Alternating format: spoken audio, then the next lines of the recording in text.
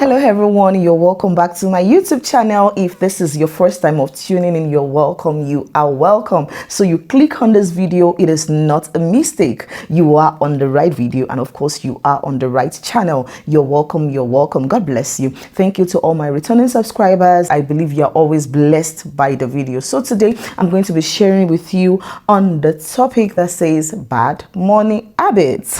I'm going to be sharing with you some bad money habits people have. So without further ado, let's jump right into it. You must have heard the saying that if you change your attitude, you're going to change your altitude. The same thing with money. If you're going to get wealthy in life, if you're going to reach that stage of opulence in life, you need to change your bad habits with money. Having more money doesn't always mean that you will know how to use it wisely. It is not automatic. And you having a bad money habit, thinking that, okay, having more money is going to solve your money problem, then you lie. Because even in Ecclesiastes 5 and verse 10, scripture made us to know that those who love money doesn't get satisfied with money. So having more money doesn't mean that it's going to solve your money habits problem. Do we get it? So let's jump right into some of the bad habits that people have with money. Number one, you always run out of money before the month is over. You're not just getting to know that we have 30 days in a month or 31 days in a month. No, you're not just getting to know. It is not a discovery. Neither are your expenses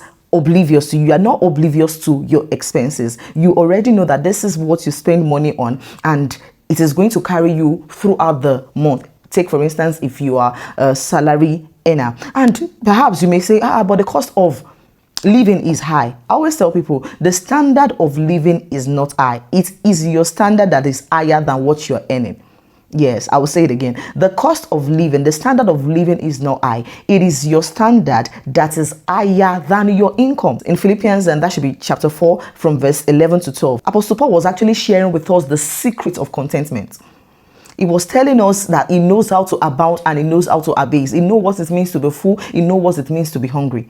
So if you do not change this money habit, it's going to keep on affecting you. There are some people that they never meet up with payday. They never meet up with payments. They are always like, okay, 5 days after or a week after. You always pay late. It is not a shocker that, take for example, you're supposed to pay somebody by the 20th of April or 20th of May. You're not just getting to know the date. You would have planned towards it. But when you discover that you don't always meet up with payday, you always run out of money before the end of the month. It's a bad money habit that you need to work on. So let's jump right into number two. You always borrow from friends and family. For me, as a principle, I do not borrow.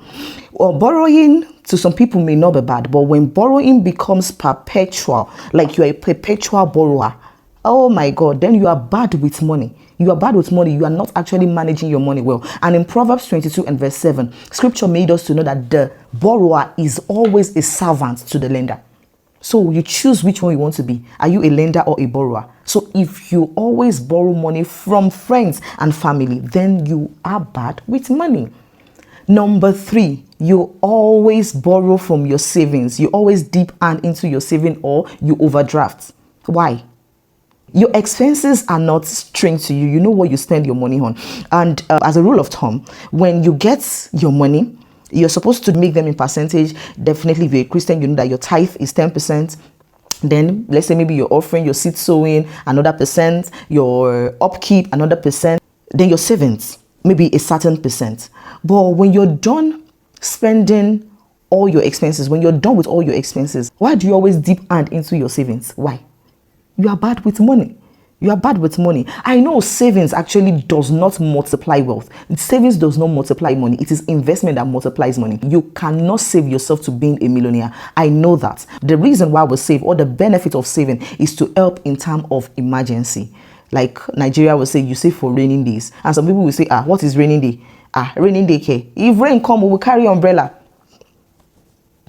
Don't let that be you. It is true that mediocres save their money and wealthy people invest their money. Money is not emotional. Money is motional. Money moves. So you put your money into motion. You put your money where it can work for you.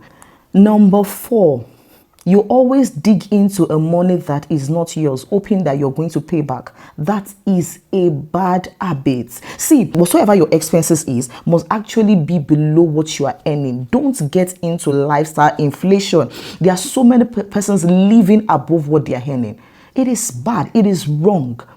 In fact, some people go to the extent of dipping their money inside church fund. That is very wrong. Let's take, for instance, maybe you're in a unit in your church, and then by privilege, people gather money and they give it to you to be in charge of it. And then because of your bad money habits, you think, oh, let me quickly dip into it and use it to pay for my emergency or something. That is wrong. It is totally wrong. If you always dip and into church money, see what the scripture have to tell you. Hebrews 13:5. I'm reading the NIV translation. So it says, keep your lives free from the love of money, and be content with what you have, because God has said, never will I leave you, never will I forsake you. Be content with what you have. Do not dip hands inside the money that it is not yours. So if you are always digging into a money that is not yours, hoping that you're going to pay back because you're a salary earner, what happens when the salary delay? Number 5, you do impulsive buying. This one, ladies do it a lot. You just go to the mall. I always tell you, when you even go to the budget your spending. Lack of budgeting is also a bad habit. But you see, this impulsive buying is like you buying without consideration, you being spontaneous with your buying. Let's take, for instance, you go to a mall and then you didn't go with a list. You know that everything is just going to be calling you and say, buy me, buy me, buy me, buy me, buy me, buy me, buy me. And if you have a bad money habit, I'm telling you, you're going to spend money on the things that you don't even need. In fact, some people even spend money on things that they can't afford. That is another bad money habit. But let's stay on impulsive buying. If you're going to a mall or you're going to the market, have a shopping list. This is what I'm buying. I'm buying this in order of priority. So if, let's say, when I get to the mall and the thing becomes a bit less and I have more money to buy other things within my budget still, I can now consider.